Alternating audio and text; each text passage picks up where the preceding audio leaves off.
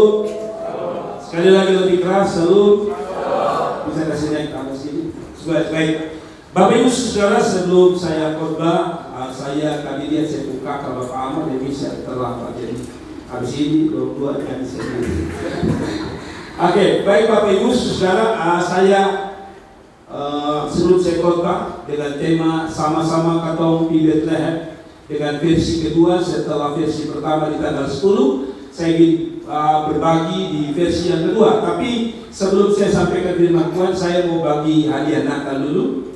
Yaitu saya mau kasih hadiah uang ojek untuk mereka keluarga yang pertama kali datang di gedung kebaktian ini.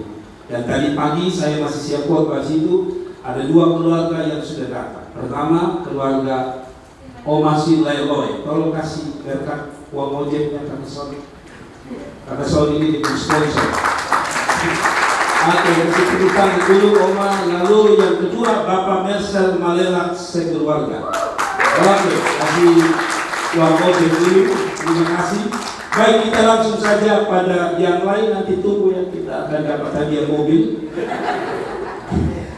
Tapi mari kita lihat sama-sama katong di Bethlehem, Lukas pasal 2 ayat 15. Kita coba perhatikan ayat ini.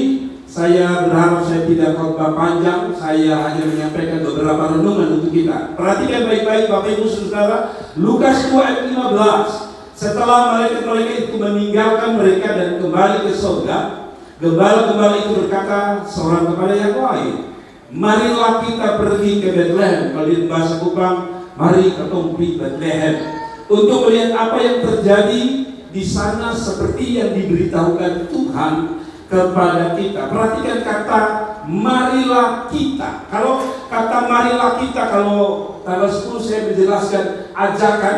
Hari ini saya ambil dari makna yang berbeda. Marilah kita, kalau kita itu kan kata jamak, bukan kata tunggal. Kata apa? Jamak. Berarti ini bukan satu orang, ini bukan dua orang, mungkin banyak gembala, minimal 3 orang mungkin. Nah, kata marilah kita bicara tentang kebersamaan. Saya berterima kasih dulu ya, di samping jemaat yang hari ini hadir bersama keluarga, anak cucu, tapi saya mau berterima kasih pada keluarga saya yang hari ini ada yang datang dari Bali, ada yang dari Kalimantan, ada yang dari Kupang. Kita persis kata ini, marilah kita, kebersamaan kita itu kebersamaan untuk datang dalam ibadah. Dan spesial di Natal. Saudara, saya sudah bilang bahwa tidak semua orang diizinkan Tuhan bersama-sama dalam satu keluarga ikut Natal. Kemarin saya masih angkat lagi mengenai keluarga Falbida yang ditabrak meninggal. Yang 3 orang tidak bisa ikut Natal di dalam keluarga itu. 2 sudah pergi selama-lamanya ke rumah Bapa di surga. Suami istri 1 harus ada di penjara. Kita masih ada sebuah anugerah untuk kita sama-sama datang kepada Tuhan. Nah, kali itu saya mau ajak kebersamaan yang saya maksudkan di sini. Mari kita pergi ke Bethlehem atau mari kita pergi ke Bethlehem. Ini konteksnya adalah kebersamaan untuk kita merayakan Natal. Mari kita, itu adalah ajakan kebersamaan. Nah, saudara-saudaraku yang diberkati Tuhan, tadi saya bilang kebersamaan itu bicara tentang banyak hal. Kalau keluarga itu kebersamaan, satu jemaat kebersamaan, komunitas kita, tempat kita kerja, tempat kita sekolah harus ada kebersamaan di dalam merayakan Natal. Tapi ini maksudnya, saya coba bawa saudara next. Kalau kita lihat baik-baik saudara, yang saya maksudkan di sini adalah bersama-sama dalam sebuah komitmen. Para gembala yang ada di Padang itu sama-sama berkomitmen bilang, mari kita pergi ke Bethlehem. Kalau dia pun terjemahan sederhana, kalau itu berbentuk keluarga, makin ajakan itu bilang, mari kita sama-sama datang pada Tuhan. Jadi komitmen kebersamaan harus dibangun dalam sebuah keluarga, dalam sebuah komunitas. Tapi apa maksud saya dalam bersama-sama berkomitmen di sini dalam tema Natal tentunya? Mari kita langsung saja pada poin pertama. Poin pertama, saudara-saudara, apakah itu ada 2? Ya, 1. Poin pertama saudara yang saya maksudkan adalah bersama-sama berkomitmen untuk memastikan bahwa semua kita telah memiliki dan punya Tuhan dan Juru Selamat. Saudara, kehidupan ini bermakna katanya kalau orang punya Tuhan, apalagi punya juru selamat. Pak Gilbert Lumoito mengatakan nabi banyak, imam banyak, tokoh dunia banyak, tapi juru selamat hanya satu. Dan di Natal ini saya mau ajak begini, bahwa apapun yang kita kerjakan, apapun yang kita bangun dalam hidup ini, pastikan bahwa kebersamaan kita bukan hanya sekedar. Dan biasanya kalau kita anak sukses, kita ada bersama-sama dia. Dia menangis, kita ada bersama-sama kita. Tidak cukup sampai di situ. Kebersamaan ini harus begini. Kalau bapaknya punya juru selamat, mamanya punya juru selamat, anak-anak harus punya juru selamat. Kalau bapaknya punya Tuhan, mamanya punya Tuhan, anak-anak harus punya Tuhan. Kalau anak-anaknya punya Tuhan, maka cucu-cucunya harus punya Tuhan. Itu maksud saya. Sama-sama kita komitmen. Tidak ada satupun di antara keluarga kita yang tidak punya Tuhan dalam hidupnya. Kasih tepuk tangan bagi Tuhan. Coba kita lihat ayatnya, perhatikan ayat ini. Kebersamaan ini bilang begini. Lalu kata malaikat itu kepada mereka, jangan takut, sebab sesungguhnya aku memberikan kepadamu kesukaan besar. Kesukaan besar itu untuk apa? Untuk seluruh bangsa. Dia bilang, hari ini telah lahir bagimu juru selamat, yaitu Kristus Tuhan di kota Daud. Jadi kebersamaan mereka hanya supaya mereka punya juru selamat, mereka punya Tuhan. Begini Bapak Mama, perhatikan baik-baik. Setiap kita punya mimpi, orang tua punya mimpi. Kalau bisa, beta pu anak tidak boleh susah seperti beta. Betul ya? Kalau bisa, beta pu anak ini dia angkat beta pu kepala. Maksudnya dulu orang tidak anggap kita. Sekarang lewat keberhasilan anak-anak kita pu kepala sedikit terangkat. Itu baik.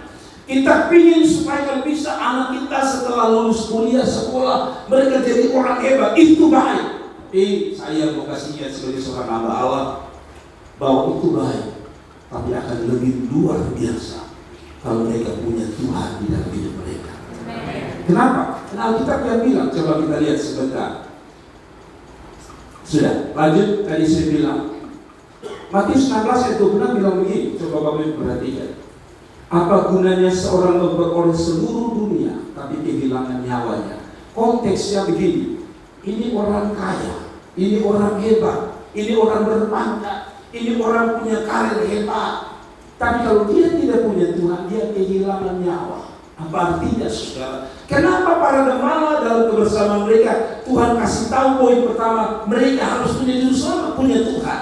Bapak Mama sekalian, sukses boleh, hebat boleh, tapi tanpa Tuhan, dengar baik-baik, ada satu yang bahaya sekali. Kenapa bahaya saudara? Begini. Kenapa di tengah kehidupan kita harus punya Tuhan? Yang saya maksud punya Tuhan ini, maaf, bukan punya agama, tapi punya Tuhan. Kenapa punya Tuhan? Begini.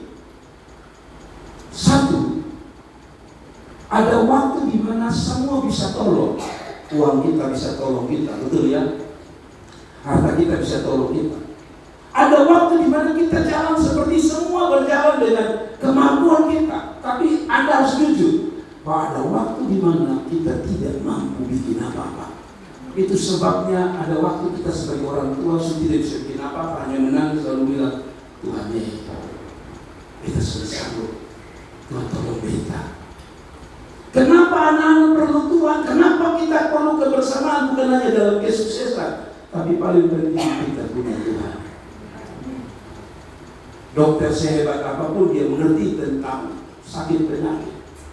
Tapi ada waktu saya selalu bilang di film-film itu saya suka. Selalu dokter bilang begini, kami sudah berusaha.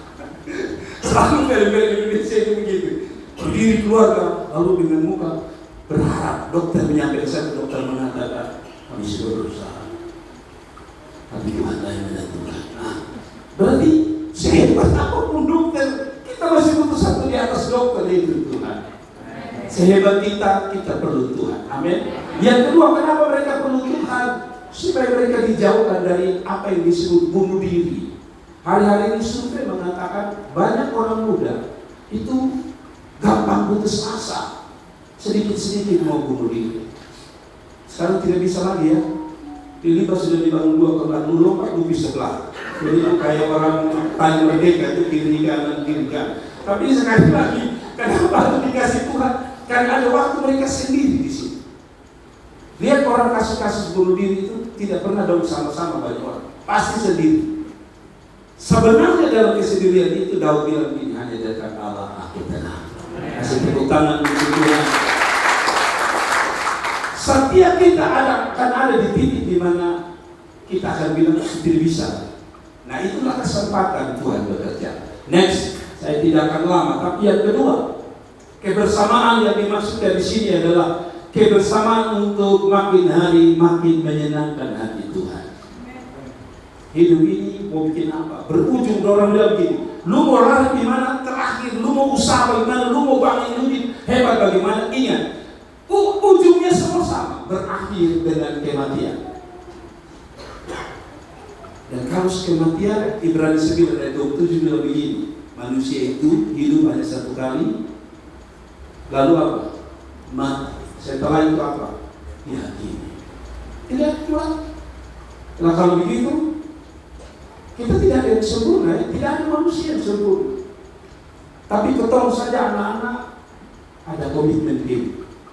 Walaupun si jahat-jahat itu akan ada titik di mana dia bilang begini. Kita kepilih kasih senang orang tua. Saya jahat-jahat ke dia. Kalau begitu juga ketemu, saya jahat-jahat ketemu. Harus ada hati yang bilang Tuhan, memang tahun lalu kita banyak melukai hati Tuhan. Tapi kesini umur tambah ini, kita mau kita puji sama Tuhan tambah kuat. Kasih tepuk tangan untuk Tuhan. Kita perhatikan ayat ini. 3 poin saja yang saya mau sampaikan. Kemuliaan bagi Allah di tempat yang maha tinggi dan damai sejahtera di bumi di antara manusia. Perhatikan kata ini, yang berkenan kepada. Saudara, sebagai seorang pendeta yang melayani, kalau diukurkan ketemu ini tokoh agama, tokoh rohani, ya. Tapi itu tidak menjamin bahwa saya juga bisa berkenan kepada Tuhan. Kalau tokoh rohani saja seperti saya bisa berkata, kami tidak pantas, tidak berkenan, apalagi hanya jemaat. Paulus sampai bilang, saya ini hamba yang paling hina. Tetapi itu tidak berarti bahwa walaupun dia hamba yang paling hina, lalu dia menjadi hina terus. Dia membangun hidupnya untuk makin hari makin menyenangkan hati Tuhan. Setiap kita pernah gagal di masa lalu yang menyakiti hati Tuhan, siapapun. Tapi saya suka dengan Tuhan kita memberi kita kesempatan. Petrus itu, kalau saya jadi Petrus, jadi Tuhan Yesus, lihat Petrus itu, kira-kira kalau kita orang Kupang lihat Petrus bikin apa dengan dia ya? Kasih makan dia roti, bikin mujizat, tolong dia, pemertua sakit, tolong. Tapi pas dia bapak tua disalib, Petrus bangun lagi. Kira-kira kalau saudara ketemu dia di malam Natal, kira-kira saudara selalu Petrus ada cake di belakang. Atau saudara bilang manusia kurang aja saya bersembunyi. Tapi dia beri kesempatan Petrus dan dia menjadi pokok yang luar biasa. Setiap kita diberi kesempatan untuk bilang makin Tuhan, hari Tuhan, kita mau hidup makin hari mau kasih sayang, kasih berkenan sama Tuhan. Hati-hati, saya selalu bilang begini. Bapak Ibu dengar saya punya kenyataan. Hati-hati. Beberapa hari ini saya sudah mengalami gejala orang tua. Gejala orang tua itu mulai satu-satu, mulai tandanya sakit-sakitan. Kalau dulu sehat-sehatan, sekarang kita mulai rasa sakit-sakitan. Saya bilang sama istri, kamu tidak saya sakit, bisa saya bersolat. Ya itulah laki-laki, biar dia sakit itu dia kelihatan hebat, padahal di dalam hancur-hancuran. Jadi bapak mama tahu bahwa sudah 1 bulan ini kaki bagian kiri saya ini sakit, kadang-kadang tidak bisa bergerak. Ya, jadi sebenarnya saya naik ini cukup berhubung naik ini. Tapi saya selalu bilang, manusia itu selalu dikasih bel. Kita belum mati, tapi Tuhan mulai kasih bel kecil. Kita mulai rasa. Dulu kita perlu tutik aman, main bola. Orang 2 kali 45 menit. Orang Kupang kalau bermain bola 2 kali 1 jam. Masih kuat, tapi Sekarang ini, aduh, jangan sini bukan gereja saya. Kita seperti orang yang ngos-ngosan luar biasa. Ketemu orang kita bilang, kapan tidak mendatangkan nafas, pas dia pergi, karena kita tidak mampu. Tapi dia nanti ini makin hari ini makin berkenan kepada Tuhan. Saya coba renungin kata berkenan. Coba kita lanjut dengan ada satu ayat di 1 Samuel 16. Asal 13-14. Saudara-saudara, ini konteksnya Daud dipilih Tuhan. Tuhan telah memilih seorang yang berkenan di hatinya, dan Tuhan telah menunjuk dia menjadi raja atas umatnya. Karena engkau tidak mengikuti apa yang diperintahkan Tuhan kepadamu. Saudara tahu ini konteksnya antara Daud dan Saul. Saul itu sebenarnya dipilih Tuhan jadi raja. Tapi karena dia tidak berkenan, saudara perhatikan ini. Tidak main-main, Tuhan copot jabatan rajanya. Tidak main-main. Jabatan yang paling diinginkan semua orang. Sampai tidak menginginkan jadi presiden atau raja. RT sekarang kita bakal lagi kalau mau jadi RT. Apalagi mau jadi raja, ya kan? Sekarang ini orang berebut jadi RT. Kenapa? Karena kalau dulu bapak saya 32 tahun jadi RT. Tidak ada lagi siapa mau jadi RT. Sekarang RT itu gaji berapa ini? Ada yang janji 10 juta. Makanya yang tolak-tolak, lu punyong yang dulu lu tolak dia, waktu dia bilang I love you, sekarang dia sudah tidur 10 juta bos.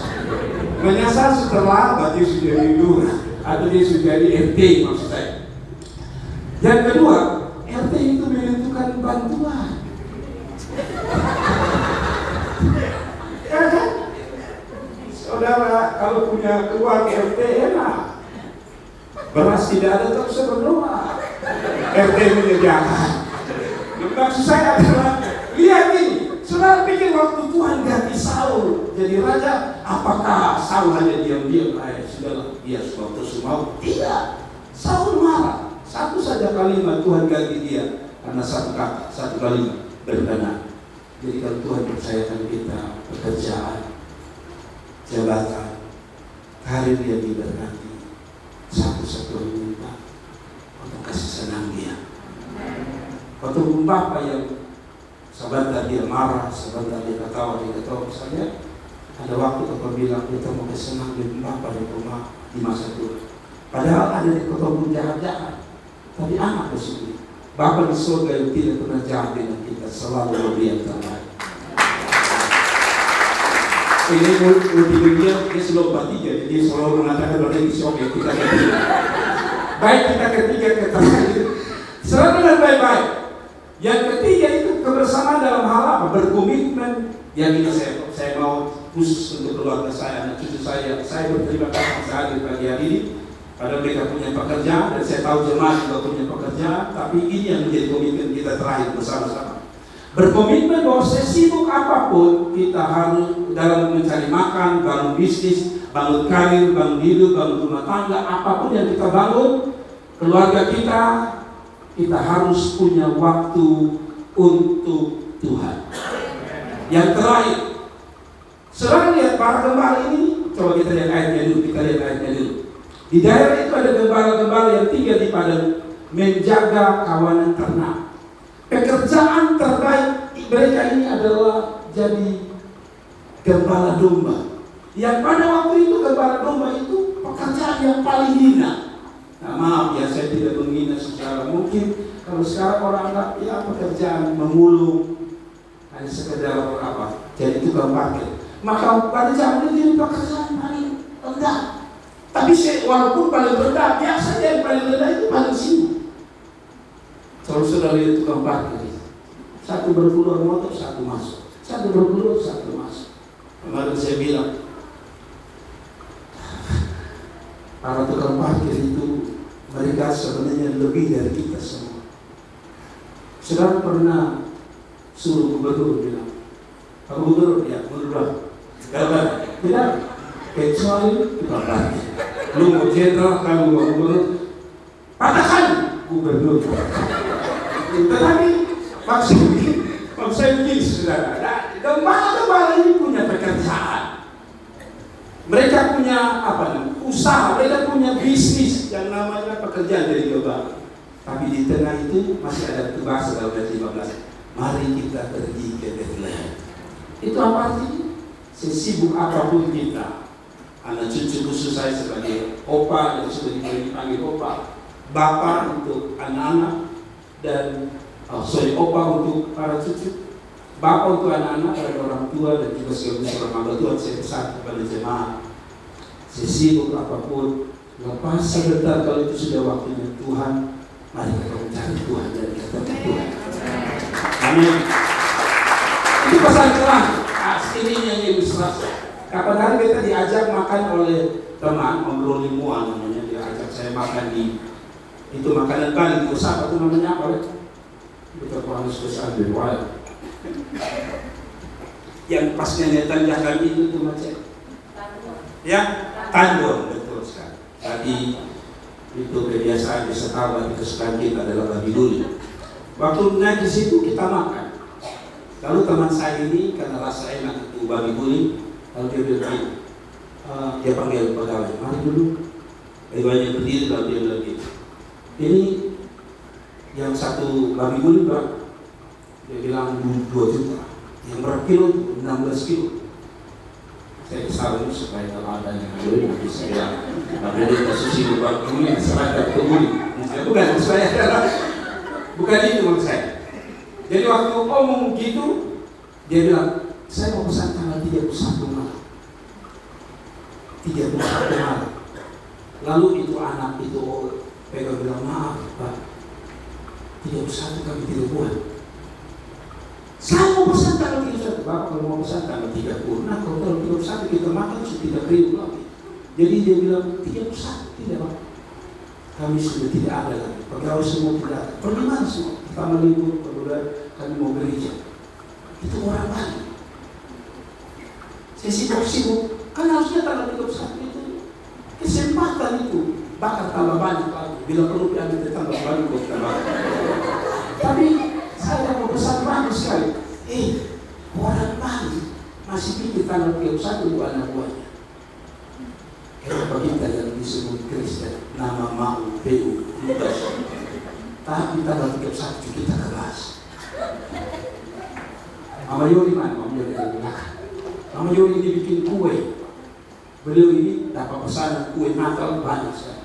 Justru biasanya godaan paling tinggi itu 24 malam. Ya? Tadi malam saya lihat beliau ada. Kalau tadi malam tidak ada, saya WA udah pasti beliau kompor boleh datang. Tapi beliau datang, menurut saya begitu.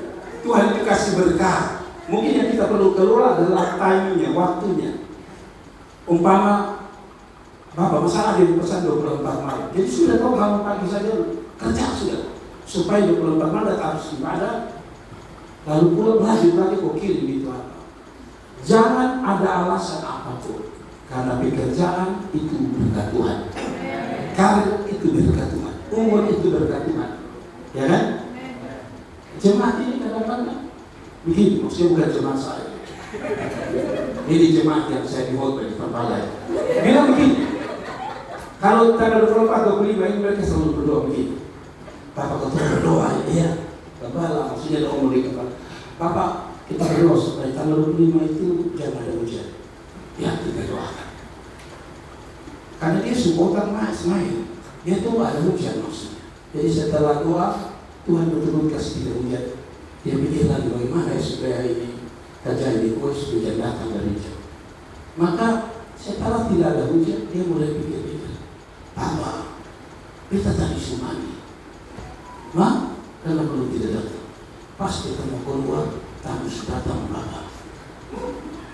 Suruh dia pulang. Kalau kita tadi mau ketemu Tuhan, dulu mati malam belum bisa datang. Ini kue ada masih banyak-banyak lu mau makan harus dibayar. Pesan saya begini. Intinya begini, bapak, mama, kakak, adik, anak, cucu terus kasih tau banyak. Ibadah itu sudah banyak, dia penggaji dan dibutuh. Tapi hari itu di tengah kesibukan, dia bilang sama domba-domba makan dan diam sini, kau tahu cari Tuhan di sana. Kiranya Natal ini memberi kita mana, atau cuma kita nikmati Tuhan. Tuhan kasih banyak, atau berkasih banyak ke Tuhan, minimal punya waktu dengan Tuhan. Tuhan berkati, selamat Natal, Tuhan menolong kita semua.